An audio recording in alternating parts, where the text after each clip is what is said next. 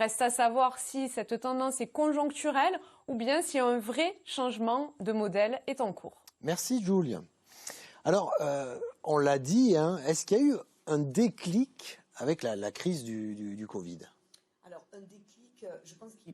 Ou une accélération? Plutôt une accélération ou un renforcement de ce type de phénomène, parce qu'effectivement, ça a été dit, la demande a été très accentuée, avec un besoin de sortir, d'aller voir finalement dans la proximité de l'exotisme, hein, finalement, et les kilomètres ne sont pas représentatifs souvent, je dirais, voilà, de cet exotisme et de ce surtout chez nous, on a cette chance-là de pouvoir faire à peine quelques kilomètres et de changer totalement de paysage ou de exactement. De contrée. Et effectivement, ce que l'on recherche aussi, et la crise sanitaire nous l'a appris, donc c'est effectivement la proximité, mais c'est aussi apprendre, je dirais, connaître aussi notre culture, notre identité paysanne, et l'objectif aussi de ces voies de diversification agricole, c'est bien aussi de transmettre, de communiquer, de partager ce qui est un ancrage ici en Occitanie, l'identité paysanne et l'identité alimentaire.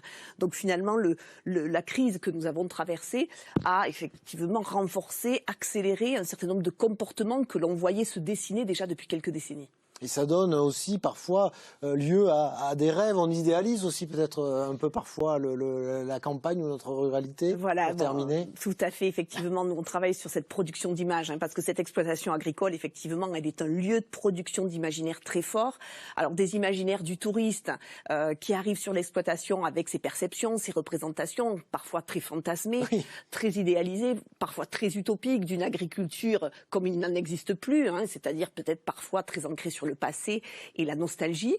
Et puis de notre côté, on a un imaginaire parfois agricole, parfois en dissonance, je dirais, qui cherche justement à montrer. Il faut aller voir pour se rendre compte. Merci à vous, Jacinthe Bessières, de nous avoir éclairé sur cet agritourisme. Merci à toutes nos invités ce soir d'avoir été avec nous. Merci à vous, Jules, et également à Perpignan.